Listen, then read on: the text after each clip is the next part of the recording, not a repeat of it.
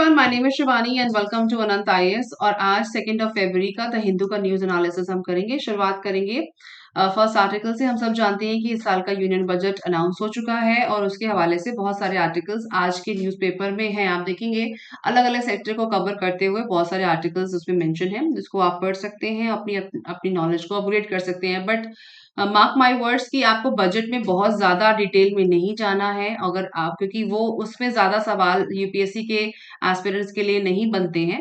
हाँ, अंडरस्टैंडिंग के लिए आप उसे पढ़ सकते हैं, लेकिन बहुत डिटेल में किसको कितना से कितना लोकेट हुआ, कितना पैसा मिला, कितना कम पैसा मिला, इस डिबेट में नहीं जाना है। अगर इंपॉर्टेंट है तो हमारे लिए इकोनॉमिक सर्वे इंपॉर्टेंट होता है। उसकी जो बेसिक थीम है, की फीचर्स हैं, जिसपे मैं आपके लिए एक डेडिकेटेड वीडियो बना रही हूँ।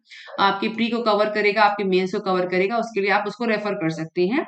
और इस बजट का जो डिटेल समराइज जो समराइजेशन है और पूरा जो इम्पोर्टेंट एस्पेक्ट है, वो आज के एडिटोरियल में डिस्कस किए हैं मैंने आपके साथ। उसको आप जरूर गो थ्रू करिए, आपकी अंडरस्टैंडिंग को क्लियर करेगा। ठीक है। साथ ही साथ समझने वाली बात है कि प्री का नोटिफिकेशंस आ चुके हैं और कुछ सीट्स बढ़कर के भी आई हैं। तो जो लोग अप्लाई करना चाहते हैं इस साल के प्री के लिए, इस साल के एग्जामिनेशन के लिए, वो स्टार्ट कर सकते हैं। यूपीएससी की वेबसाइट पे जाके आप उसे देख सकते हैं। शुरू करते हैं डिस्कशन में। तो आप देख रहे हैं कि हेडलाइन है इसकी पॉलिटिक्स, मतलब जो इस बार का जो बजट है वो 2024 के 2024 नेक्स्ट ईयर के इलेक्शंस को ध्यान में रख के किया गया है, जिसमें कुछ टैक्सेशन में राहत दी गई है। साथ ही साथ ऐसा लग रहा है कि रिच जो रिच सेगमेंट के लोग हैं उनको ज्यादा टैक्स की राहत मिली है। साथ ही साथ सीनियर सिटीजन को भी कुछ फायदा दिया गया। तो वो हमारा सेगमेंट नहीं है। हमारा सेगमेंट क्या है? जो हमारे जनरल स्टडीज को कवर करता हो, उन टॉपिक्स को उठा करके हमें समझना है। और मोटा मोटी जो हमें हमारी इकोनॉमी के जो क्वेश्चंस को कवर करेगा, आप उसको लीजिए, सो दैट कि आपको ये पता चले कि एक्चुअली हमें किस एस्पेक्ट को लेना है। फॉर फॉर एग्जाम्पल, मैं इकोनॉमी के एस्पेक्ट से आपको बोलूं कि फिस्कल डेफिसिट के बारे में आज के एडिटोरियल में मैंने बहुत डिटेल में समझाया फिस्कल डेफिसिट। और साथ ही साथ एक वर्ड यूज हो रहा है फिजिकल कंसोलिडेशन। कंसोलिडेशन ध्यान दीजिएगा, ये आपकी इकोनॉमी के एस्पेक्ट से इंपॉर्टेंट है कि फिजिकल डेफिसिट क्या होता है, फिजिकल कंसोलिडेशन क्या होता है। और साथ ही साथ अपने कैड का मतलब क्या है, कैड को कम कैसे कर सकते हैं, गवर्नमेंट ने कौन सी पॉलिसीज ली है या लेना चाह रहा है लास्ट ईयर से, जहां पे वो अपने कंसोलिडेशन को मेंटेन कर सकता है, जो उसके ऊपर फिजिकल डेफिसिट के भार को कम करे, करंट अकाउंट डेफिसिट के भार को कम करे। जो हमारे वर्ल्ड इकोनॉमी में जो आजकल जो वातावरण चल रहा है, उससे हमारी इकोनॉमी में क्या इम्पैक्ट पड़ता है, डिमांड सप्लाई का क्या लॉजिक है, ये सारी चीजें जो है वो आज के एडिटोरियल में। और पहले अगर आप मेरे चैनल फॉलो करते हैं तो मैं डिटेल में हर बार जब भी एडिटोरियल एक्सप्लेन करती हूँ तो इन एस्पेक्ट्स को भी कवर करती हूँ, क्योंकि आजकल इन्हीं चीजों के बारे में ज्यादा बात हो रही है। तो आपको थीम का पता चल जाएगा उस। और इसके अलावा जो की फीचर्स के ऊपर बजट को लेते हुए मैंने कल एक वीडियो बनाई थी, जहां सारे की फीचर्स एक ही वीडियो में मैंने डाले हैं। और वो जो जो की फीचर्स हैं वो मुझे फाइनेंस कमीशन की वेबसाइट से मिले हैं, तो वहां से वो भी आप गो थ्रू कर सकते हैं, आपकी बेसिक्स को एकदम क्लियर करेगा। अच्छा, वापस आते हैं आर्टिकल में। तो ये कह रहे हैं कि फाइनेंस मिनिस्टर ने प्रोमिस किए, कुछ टैक्स रिलीफ दिए हैं, साथ ही साथ सैलरीड मिडिल क्लास को कवर किया गया है, स्कीम्स लाई गई हैं आर्टिजन्स और ट्राइबल ग्रुप्स के लिए, एमएसएमई के लिए फायदे हैं, और जॉब्स फॉर यूथ को लेकर के इस बार का बजट अनाउंस किया गया। जिसमें जो जो की फीचर्स हैं, जैसे कि मैंने कल भी डिस्कस किया था, वो है जॉब क्रिएशन, और साथ ही साथ मैक्रो इकोनॉमिक्स स्टेबलाइजेशन की बात की गई है। नाउ इसके अलावा जो चीज है, जो स्टार्टिंग है, वो है अमृत काल। मेंशन किया गया कि इस बार का जो बजट है वो पहला बजट है अमृत काल की शुरुआत का। तो जो आप ध्यान दीजिए कि 2000 जो 23-24 का ये जो बजट है, ये जाता है इसके बाद 2047 के जो नंबर्स को लेकर के ये चीज बोली गई है कि ये जो पहला बजट है वो अमृत काल, मतलब कि एक ऑस्पिशियस टाइम है कोई नई चीज शुरुआत करने का। तो ये उसके हवाले से बजट को प्रेजेंट किया गया है। इसका मतलब 2047 में दो बड़ी चीजें हैं। एक तो इंडिया @100 का जो जो गाइडलाइंस है, उसको इंडिया हाईलाइट कर रहा है कि जिसमें वो एक बड़ी इकोनॉमी बनाने की कोशिश है भारत को। साथ ही साथ 2047 में हमारी आजादी के 100 साल पूरे हो रहे हैं। तो इसके इसके लिए जो कुछ चीजें हैं वो दिमाग में रखते हुए इस बजट प्रपोजल को रखा गया है। ठीक है। तो उसके लिए कुछ की फीचर्स हैं जो हमने डिस्कस करे भी थे, आज फिर देख लेते हैं। विजन फॉर अमृत काल, ये पहला पेज है बजट के की फीचर्स का। जैसे पहला विजन क्या है, opportunities for citizens with focus on youth, मतलब अवसर हैं सिटीजन्स के लिए और फोकस किसके ऊपर है, यूथ के ऊपर, पहला पॉइंट। दूसरा पॉइंट है जॉब क्रिएशन और जॉब क्रिएशन किसके लिए होगा? यूथ के लिए। दूसरा नंबर है जॉब क्रिएशन। तीसरा है हमारा strong and stable macro economic environment. वो क्या विजन लेके चल रहे हैं कि strong and stable macro economic का मतलब देश के बाहर की अर्थव्यवस्थाओं से जुड़ी हुई चीजें जो इम्पैक्ट डालती हैं। माइक्रो का मतलब होता है विद इन कंट्री, जिसमें प्राइस वेरिएशन आते हैं, आपका इंटरेस्ट रेट आता है, आपकी करेंसी मॉनेटरी पॉलिसीज, ये सब आपकी माइक्रो में आती हैं। और मैक्रो में है जो आपके देश के बाहर का वातावरण है वो मैक्रो में आ जाता है। तो उसको स्टेबलाइजेशन किया का विजन लेके चल रहे हैं, इसलिए इन्होंने इस बार जो थीम ली है, अगर कोई आपसे पूछे कि सवाल बने कि बजट की थीम क्या है इस बार, तो बजट की थीम है opportunities for citizens, focus on youth, job creation और strong and stable macro environment. सब जानते हैं मैक्रो एनवायरनमेंट का आधार इसलिए लिया गया है क्योंकि जो हम सब जानते हैं कि कोविड 19 के बाद हमें चीजें झेलनी पड़ी। साथ ही साथ अभी जो है रशिया और यूक्रेन का जो वॉर चल रहा है उसके हवाले से फूड प्राइसेस में और फ्यूल प्राइसेस में बहुत दिक्कतें हैं, क्योंकि रशिया के ऊपर सैंक्शंस लगे हुए हैं। उसकी वजह से उसके आसपास उससे आने वाला तेल और उसके साथ साथ उससे जुड़ी हुई इकोनॉमीज, यूरोपियन यूनियन हो गया, वेस्टर्न वेस्टर्न कंट्रीज हो गई, उन सब में फूड और फ्यूल के प्राइसेस बढ़ चढ़ के आ रहे हैं। इसकी वजह से कॉस्ट ऑफ लिविंग जो है वो ज्यादा हो गई है, कॉस्ट ऑफ लिविंग ज्यादा हो गई है।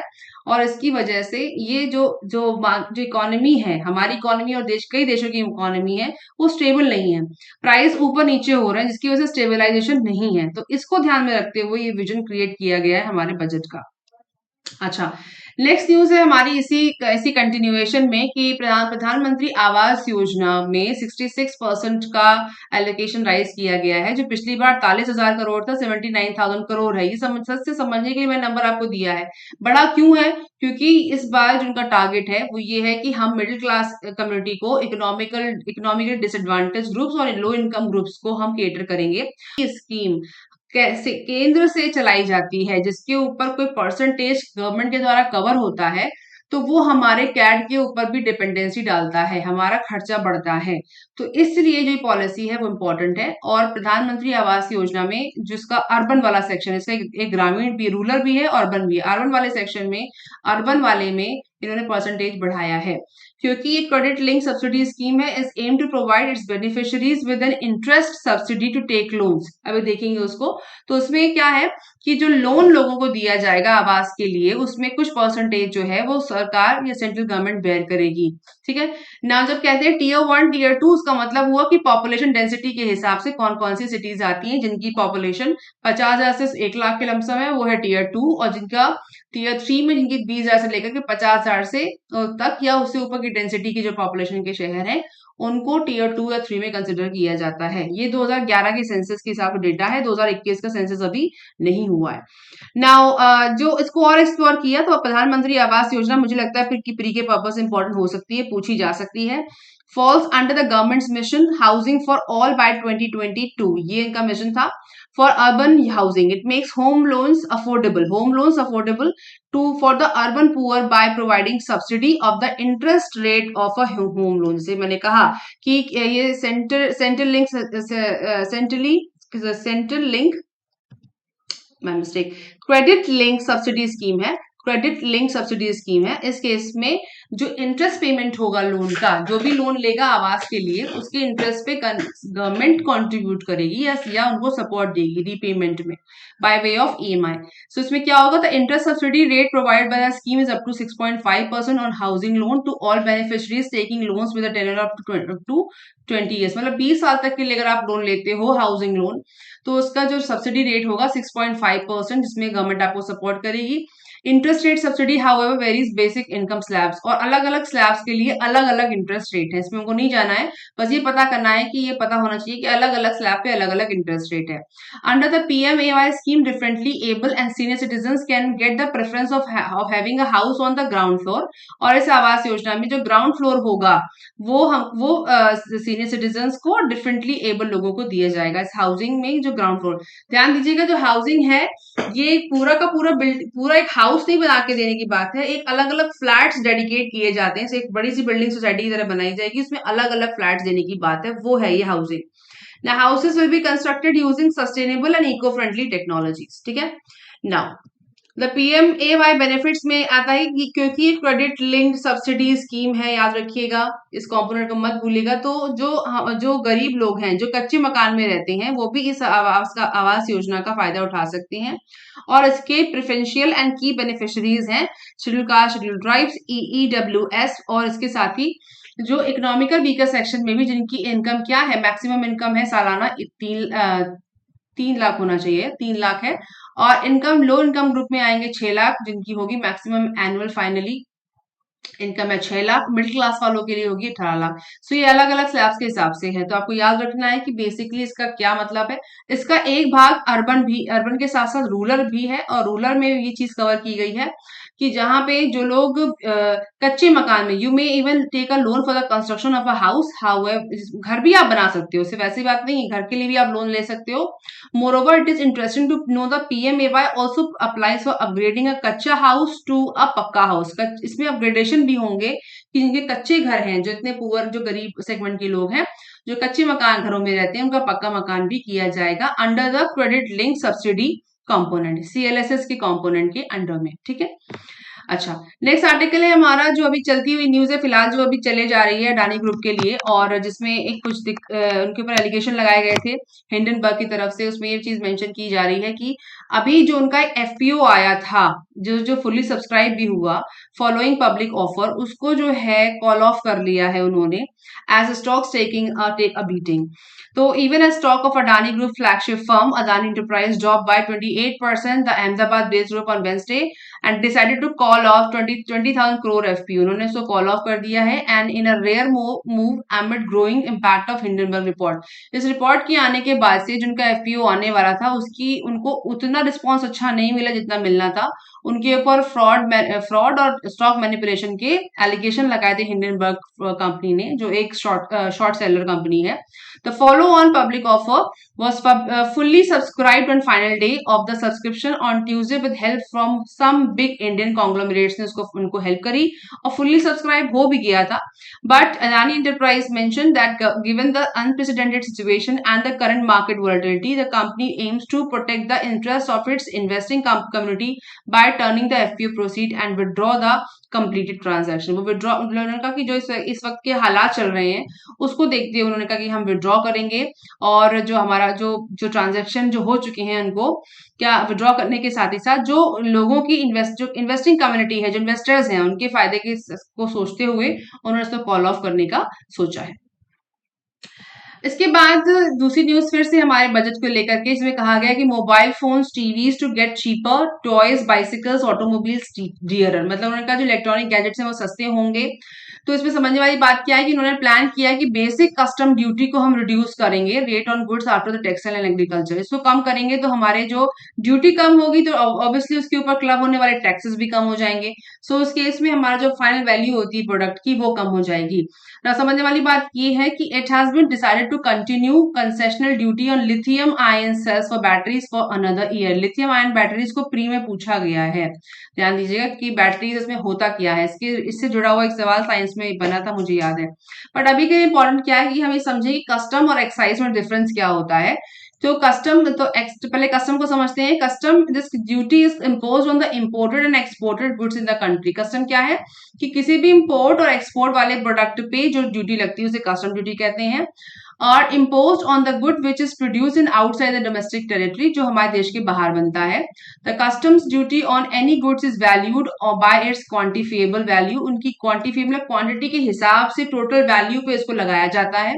The custom duty is to be paid by the manufacturer on the foreign goods. ठीक है, तो ड्यूटी लगाने का कारण क्या होता है कि जब आप अगर आपकी कंट्री में ज्यादा इंपोर्ट होगा और आपकी कंपनी में ज्यादा एक्सपोर्ट होगा, तो दोनों ही सूरतों में अगर आप इंपोर्ट ज्यादा करते हो और तो क्या है, आपके देश में जो बनने वाला जो डोमेस्टिक चीजें हैं उनको कौन खरीदेगा। ध्यान दीजिएगा, अगर आप ज्यादा इंपोर्ट करते हैं, इंपोर्ट की सिचुएशन में ले रहे हैं, तो उन्होंने कहा कि जो deduce the basic custom duty rates on goods other than textile और एग्रीकल्चर, मतलब टेक्सटाइल और एग्रीकल्चर को छोड़ करके बाकी सारी चीजों में कस्टम ड्यूटी को वो कम करेंगे। तो इम्पोज ऑन इम्पोर्टेड गुड्स में एक्सपोर्ट पे भी नहीं जाते हैं। अगर आप ज्यादा इम्पोर्ट करोगे तो उस केस में डोमेस्टिक चीजों को कौन खरीदेगा, तो इसलिए कभी कभी कस्टम ड्यूटी को बढ़ा दिया जाता है ताकि इम्पोर्ट कम हो, कस्टम ड्यूटी को ज्यादा लगा दिया जाता है। तो उन्होंने कहा उसको हम कम करेंगे। And exported goods in the country, और मतलब हमारी देश में जो एक्सपोर्ट किया जा रहा है बाहर से उसके ऊपर लगने वाली ड्यूटी को भी कहते हैं कस्टम ड्यूटी। दोनों ही सेंस में सेम चीज बोली जा रही है। तो अपने देश की चीजों की खपत बढ़े इसलिए कभी कभी गवर्नमेंट कस्टम ड्यूटी के परसेंटेज को बढ़ा देती है। अच्छा, एक्साइज क्या होता है? Excise duty is the tax levied on the goods that are produced within the domestic country. जो हम अपने देश में चीजें बनाते हैं उनके ऊपर भी ड्यूटी लगाई जाती है, ऐसे कहते हैं एक्साइज ड्यूटी। आप कहेंगे कि हमारे देश की चीजों में ड्यूटी क्यों लगाई जाती है, तो हम ये भी तो याद रखें कि हमारे देश में हम टैक्स भी तो भरते हैं, डायरेक्ट जो हमारा डायरेक्ट टैक्स है जिसको हम कहते हैं इनकम टैक्स, हम वो भी तो भरते हैं, तो उसको हमें क्यों लगाया जाना चाहिए। अगर हम टैक्स नहीं देंगे या फिर एक्साइज ड्यूटी नहीं देंगे तो हमारे ग्रोथ में, हमारी पॉलिसी से पैसा कहाँ से आएगा। तो हमारे देश में जो मैन्युफैक्चरिंग होती है उसके ऊपर लगने वाली ड्यूटी कहते हैं excise duty. Impose on the goods which are being domestically produced and valued at valorem, which means that the duty is calculated taking into the relation with the number of goods। ठीक है, ऐसे calculation में नहीं जाते, बस इतना समझ लेना चाहिए कि एक्साइज हमारे देश में चीजें जो बनती है उस पर लगता है और कस्टम जो हम इम्पोर्ट एक्सपोर्ट करते हैं उनके ऊपर लगता है। ठीक है, तो उसके हवाले से कही जा रही है कि बात कि मोबाइल फोन्स, टीवी सस्ते हो जाएंगे, टॉयज, बाइसिकल, ऑटोमोबाइल सस्ते हो जाएंगे। ठीक है, okay, now next news है PAN to be used as common identifier for digital payment systems। Digital system का मतलब जो ऑनलाइन पेमेंट्स होती हैं, ऑनलाइन ट्रांजैक्शंस होती हैं या ऑनलाइन सिस्टम में जो भी चीजें आप यूज करते हो उसमें अगर वेरिफिकेशन के लिए कोई डॉक्यूमेंट चाहिए तो PAN is sufficient for that. Move will help in further promoting ease of doing business, और ये ईज ऑफ डूइंग बिजनेस में भी हेल्प करेगा, ऐसा हमारी फाइनेंस मिनिस्टर ने कहा। So PAN would be use for common identifier for all digital system of specified government agencies, मतलब गवर्नमेंट एजेंसी में भी अगर आप पैन दिखाते हो तो काम चल जाएगा। साथ ही साथ पैन जो है हमको पता है कि 10 डिजिट्स का अल्फान्यूमेरिक नंबर होता है और इनकम टैक्स डिपार्टमेंट इसको इशू करता है। Also said if MSME, micro, small and medium enterprise fail to execute contract 95% performance security would be return to small business as a part of Vivad se Vishwas scheme. ये जो विवाद se Vishwas scheme है ये MSME के लिए करी गई है, जिसमें उनकी ईज ऑफ डूइंग बिजनेस को ध्यान में रखते हुए कुछ चीजें सॉल्व करी गई हैं।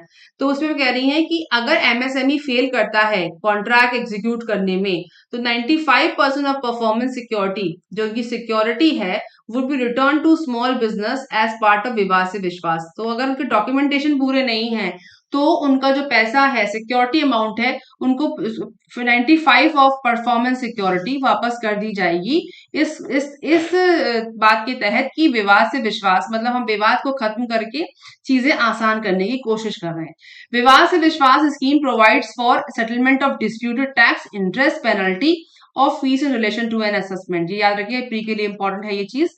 Reassessment order on payment of 100% disputed tax. ठीक है, तो टैक्स और इंटरेस्ट और पेनल्टी के लिए जो चीजें कंसिडर की जाती हैं वो विवाद से विश्वास में इसको, उस रिजीम को साफ करने के लिए, उसको क्लियर करने के लिए उन्होंने इस चीज को हाईलाइट किया और पैन को भी आगे लेकर के आई है। ठीक है, नाउ नेक्स्ट न्यूज है हमारी, vibration disturbance led to failure SSLV D1। ISRO का जो SSLV D1 है उसका लॉन्च फेल हो गया।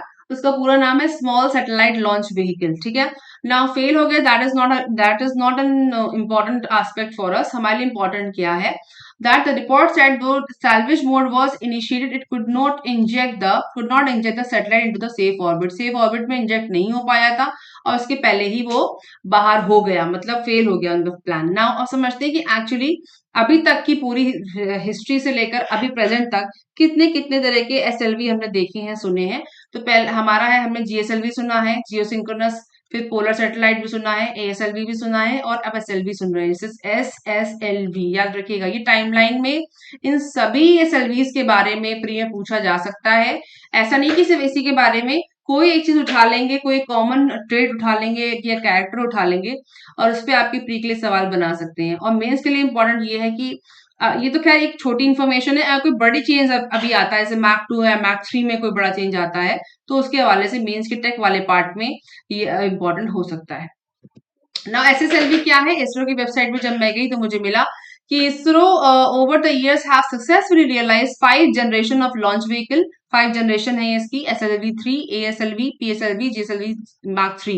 To cater to national development needs, it has enabled ISRO to develop and master critical technologies related to solid, liquid, and cryogenic propulsion systems in addition to navigate, guidance, control of mission, design aspect of launch vehicle. ठीक है, इसका मतलब ये है कि ये जो इसरो ने इनके 5 जनरेशन के SLVs लॉन्च कर रखे हैं, जिनका जो मेन कॉन्सेप्ट क्या है, ये अलग अलग टाइप क्यों हैं? अलग अलग टाइप इसलिए हैं क्योंकि मास्टर है solid, liquid and cryogenic propulsion के, जिसके अंदर ईंधन होता है उसके टाइप के आधार पर सॉलिड ईंधन, लिक्विड ईंधन या क्रायोजेनिक, मतलब जो ठंड का एक लेवल होता है ना, ठंडे से एक लेवल ऊपर, तो अलग अलग तरीके के जो उनके उसके अंदर ईंधन है, जो फ्यूल है, उसकी कैपेसिटी के आधार पर, उसी कैपेसिटी के आधार पर इसरो ने इनको अलग अलग तरीके की जनरेशन पे लॉन्च किया है या इवॉल्व किया है, क्योंकि ऑब्वियसली जो मेन चीज है ना, जो ऑर्बिट में जाने के लिए किसी भी रॉकेट के लिए, किसी भी SLV के लिए, लॉन्च व्हीकल के लिए अल्टीमेटली क्या है? ऊपर जाना, और ऊपर जाने के लिए उसे क्या चाहिए? फ्यूल चाहिए। तो वही एक ऐसी टेक्नोलॉजी है जो उसको इतनी हाइट तक ले जा सकती है एक समय तक।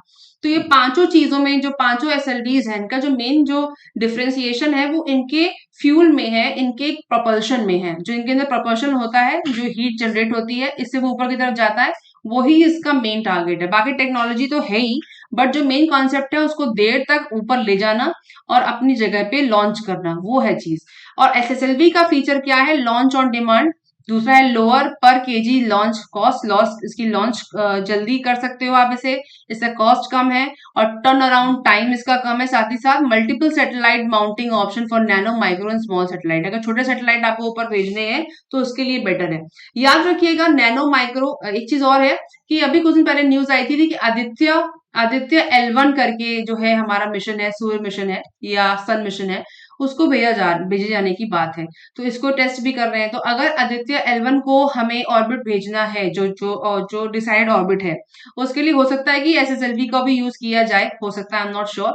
तो इसलिए इस तरह के टेस्ट अभी कंडक्ट कराए जा रहे हैं, और बहुत जल्दी ही, क्योंकि अभी वो टाइम आने वाला है, इस साल के अगस्त तक उसको लॉन्च करना है आदित्य मिशन को, क्योंकि ये जो टाइम है, इसी टाइम तक उसको लॉन्च किया जा सकता है। तो हो सकता है इसलिए इसका टेस्ट किया जा रहा है। फिलहाल ये SSLV फेल हो गया है, इसका टेस्ट फेल हुआ है, ये SLV फेल नहीं हुआ है, टेस्ट फेल हुआ है। हो सकता है इसको दोबारा भी इसरो कंडक्ट करवाए। तो प्री के पर्पज से मेरी समझ से इंपॉर्टेंट बैठता है ये सवाल। Now finance ministers progress amendments to banking law, ये भी बजट के ही कंटिन्यूएशन में है आर्टिकल है, जिसमें कह रहे हैं कि बैंकिंग लॉज को वो चेंज करेंगे, और साथ ही साथ डिजी लॉकर्स को भी ध्यान में रखते हुए कुछ चीजें मेंशन करी हैं, क्योंकि डिजी लॉकर जो है वो नेशनल फाइनेंशियल इंफॉर्मेशन रजिस्ट्री के लिए रजिस्ट्री है, जो एक इम्पॉर्टेंट एस्पेक्ट है आजकल की टेक्नोलॉजी वाले इन्वायरमेंट में। जैसे कि हम जानते हैं कि हमारे फाइनेंस मिनिस्टर ने कहा भी था कि हमको टेक्नोलॉजी के एस्पेक्ट से आगे बढ़ना है और एक अच्छा इन्वायरमेंट, टेक्नोलॉजी ओरिएंटेड एनवायरनमेंट बनाना है। तो उस केस में डिजी लॉकर एक इंपॉर्टेंट एस्पेक्ट है। साथ ही साथ वो कह रही हैं कि central this will not only serve as a central depository of financial and ancillary information to promote financial inclusion, but also considerably promote the ease of doing business। और ये डिजी लॉकर है, ये भी ease of doing business का एक part है। तो जो चीज बोली ना इन्होंने, ease of doing business, इसके लिए दो चीजें हो गई। पहला तो पैन, जो भी हमने देखा, साथ ही साथ वो कह रही है डिजी लॉकर। तो डिजी लॉकर और पैन मतलब वेरिफिकेशन हो जाएगा इससे, और डिजी लॉकर में आपके डॉक्यूमेंटेशन भी सिक्योर हो जाएंगे। तो इससे एक टैक्स हैवी एनवायरनमेंट बनता है, और उससे क्या है, ईज ऑफ डूइंग बिजनेस भी होगा। तो इसके हवाले से ये इंपॉर्टेंट एस्पेक्ट है, जहां फाइनेंस मिनिस्टर ने कहा कि हम अमेंडमेंट्स करेंगे बैंकिंग लॉज में। डिजी लॉकर क्या है? DigiLocker is a secure cloud based platform. Cloud का मतलब एक बादल का टुकड़ा है ऐसे मानिए, उसमें आपकी इंफॉर्मेशन रखी हुई है, वो किसी के पास नहीं है, किसी के पास नहीं है, एक अलग से क्लाउड है, ऊपर कहीं सर्वर पे क्लाउड बना हुआ है, उसमें आपका चीजें रखी हैं संभाल के। Now, DigiLocker is a secure cloud-based platform for storage, sharing and verification of documents and certificates। यहाँ सारी चीजें आप डॉक्यूमेंट्स रख सकते हैं, और it is one of its key initiative under the digital India platform में। इनका की इनिशिएटिव रहा है 2015 से। साथ ही साथ इसका मैकेनिज्म कैसे काम कर सकता है कि इसमें कोई फिजिकल पेपर और फेक डॉक्यूमेंट्स नहीं रहते हैं। सिर्फ क्या है कि आपका जो क्लाउड में आपका डॉक्यूमेंट रखा है, जो आपके डॉक्यूमेंट का वेरिफिकेशन करना चाहता है। ध्यान दीजिएगा कि इशू का मतलब जिसने आपका डॉक्यूमेंट दिया, ठीक है, आपने डॉक्यूमेंट अपना क्लाउड पे सेव कर रखा है, तो जो भी आपका रिक्वेस्टर मांगता है कि हमें वेरीफाई करना है, सपोज करिए पैन को वेरीफाई करना है, तो आपको कोई फिजिकल कॉपी नहीं देनी है। Multi provider digital locker ecosystem है जिसमें आपके डॉक्यूमेंट को रिक्वेस्टर ने रिक्वेस्ट किया और इशूअर उसको वेरीफाई कर देता है, ठीक है। और जो हमारा जो इशूअर कौन है, जो आप अपने जिसके पास आपका डॉक्यूमेंट सेव रहेगा, ये इकोसिस्टम अलग चीज है। एक क्लाउड है जहां पे आपका डॉक्यूमेंट सेव है, उसने आपको डॉक्यूमेंट इशू कर दिया और एक्सेस कौन देगा, आप दोगे, जो उसके डॉक्यूमेंट रखे हुए हैं। आपने एक्सेस दिया, इन्होंने इनको इशू किया और जो रिक्वेस्टर है उसने वेरीफाई कर लिया, ठीक है, डॉक्यूमेंट सही है, और उसके बाद आपका काम हो गया। तो इससे क्या है, कोई फिजिकल पेपर नहीं है, कोई फेक डॉक्यूमेंट की बात नहीं, सीधे आपके डॉक्यूमेंट वहीं से वहीं वेरीफाई हो जाते हैं। सपोज करिए आपने इनका पैन नंबर डाला 1234, ठीक है, तो इसने इसको वेरीफाई किया कि yes it is correct, it is 1234 is dedicated to mister X. Mister X के पास 1234 नंबर का पैन कार्ड है। तो इससे आपको कोई फिजिकल डॉक्यूमेंट नहीं देना है, कोई फोर्जरी, कोई फ्रॉड नहीं होना है। ये बड़ा बढ़िया multi provided digi locker system है और इससे आप अपने डॉक्यूमेंट्स को वेरीफाई करा सकते हैं। नेक्स्ट है हमारा publish undertaking on privacy policy in papers, SC2 WhatsApp. WhatsApp की पॉलिसी आई थी जिसमें उन्होंने कहा था कि हम अपने डेटा को एक्सेस कर सकते हैं, लोगों की वॉइस कॉल्स को, मैसेजेस को एक्सेस कर सकते हैं, और उसके हवाले से फेसबुक और दूसरी कंपनीज को भी वो एक्सेस दे सकते हैं। तो ये जो केस था ना, वो ये था, मुझे बिजनेस टुडे से मिला है, जिसमें ये केस फाइल किया था दो स्टूडेंट्स ने, करमन्या सिंह सरीन और श्रेया सेठी ने, जो चैलेंज कर रही थी the contract entered into between two companies to provide access to calls, photographs, text, videos and documents shared by users in a violation of their privacy and free speech। ये case file हुआ था और इसी के ऊपर सुनवाई चल रही थी और उसपे उन्होंने ये केस फाइल हुआ था, that was incline to on John, ठीक है। नाउ इसके ऊपर सुनवाई होने के बाद जो 22 मई 2021 को जो लेटर दिया था उस पे व्हाट्सएप ने अग्री किया है इस बात के लिए कि हम in the letter had said it would not limit the functionality of how WhatsApp works in the coming weeks. उन्होंने कहा हम किसी को लिमिट नहीं करेंगे। एक प्राइवेसी पॉलिसी थी 2021 की कि अगर आप इस प्राइवेसी पॉलिसी को ओके नहीं करते हो तो आप व्हाट्सएप एप्लीकेशन को एक्सेस नहीं कर पाओगे। तो अब उन्होंने कहा है कि हमारी प्राइवेसी पॉलिसी रहेगी, हम अपने अपडेट डालेंगे, लेकिन जो इसको एक्सेप्ट नहीं करता है पॉलिसी को, वो भी व्हाट्सएप को एक्सेस कर पाएगा। ये उन्होंने उसके ऊपर जो अभी जो अंडरटेकिंग दी है उसको पब्लिश किया गया है। However, Supreme Court on Thursday said it would take up on January 17, 2023 a plea by two students contending the WhatsApp policy to share users' data with parent company Facebook and others is a violation of their privacy and free speech। ये वाला case file हुआ था and 5-judge constitution bench headed by KM Joseph asked the parties to complete pleadings in the matter by December 15। ठीक है, तो जो अब जो आया है, जो क्लैरिटी आई है इस बात पे, constitution bench led by justice KM Joseph directed by WhatsApp. तो इस केस में इन्होंने जो ये बात मेंशन की थी कि हम डिस्क्लोज करेंगे पर जो इस प्राइवेसी पॉलिसी को एक्सेप्ट करें। तो उन्होंने कहा जो एक्सेप्ट नहीं करना चाहते हैं उनको आप छोड़ सकते हैं, वो भी कंटिन्यूएशन रहेगा। तो देखते हैं आगे क्या होने वाला है, क्योंकि अभी गवर्नमेंट का एक नया बिल आएगा डेटा प्रोटेक्शन को लेकर के। उसके हवाले से the government has submitted in court that it is intended to introduce a new digital data protection bill in the later half of the budget session। अब देखते हैं कि नया जो बिल आएगा वो उसका क्या इम्प्लीकेशन होगा इसको लेकर के, पर फिलहाल के लिए ये न्यूज है। अच्छा, नेक्स्ट है हमारा और कि जो protection under domestic violence. Domestic violence जो है यूजुअली एक एक्ट है जो महिलाओं को सिक्योरिटी देता है किसी भी तरीके की होम कहना चाहिए होम वायलेंस हो गया, हाउस वायलेंस हो गया, या फिर किसी भी तरीके का फिजिकल हैरासमेंट हो गया परिवार में, तो उसको लेकर के कि आप कोर्ट जा सकते हो और डोमेस्टिक वायलेंस एक्ट के तहत केस फाइल कर सकते हो, ये आपको राहत देता है। लेकिन फिलहाल के लिए अभी एक डिसीजन आया है दिल्ली हाई कोर्ट का, उसमें उन्होंने कहा है कि डोमेस्टिक वायलेंस एक्ट सिर्फ महिलाओं के लिए है, पुरुषों के लिए नहीं है। इस बात को लेकर के ये आर्टिकल आया हुआ है आज। Expressing a prima facie view, the Delhi High Court has said that the protection under Protection of Women for Domestic Violence 2005 is not available to a husband or male member of the family in view of Section 2A of the statute। Section 2A defines an aggrieved person कौन होगा? Aggrieved person जो apply कर सकता है दिक्कत में होने पे, as any woman who is are or has been in a domestic relationship with the respondent and alleges to have been subjected to any act of domestic violence. तो domestic violence का coverage सिर्फ महिलाओं के लिए है, पुरुषों के लिए नहीं है। ये हमारे सोशल इश्यूज में हमारा कवर हो सकता है। इसके साथ साथ और सोशल इश्यूज हैं, उसमें हमारा अभी खुला के लिए जो एक नियम कराया था, तो वो भी इंपॉर्टेंट है सोशल इश्यूज में। अभी ये भी एक एक्ट आ गया है, ट्रिपल तलाक हम कवर कर सकते हैं। और 18 साल की कम उम्र के लड़कियों के लिए जो शादी के लिए अब मना हो गया है फाइनली, उसके ऊपर भी जो केस डिटेल्स हैं वो भी हमारे जो GS2 के पर्पज से इंपॉर्टेंट होती हैं और सोशल इश्यूज में भी कवर होती हैं। तो ये हमारे GS जनरल स्टडीज से कवरेज हो गया। तो ये थे हमारे आज का न्यूज एनालिसिस द हिंदू का। आई होप ये आपके इन्फॉर्मेटिव रहा होगा। तो सब्सक्राइब करना ना भूलें मेरे चैनल, कमेंट और please give me a big thumbs up. मिलेंगे आपसे नेक्स्ट एनालिसिस में बहुत जल्दी, तब तक तैयारी करते रहिए।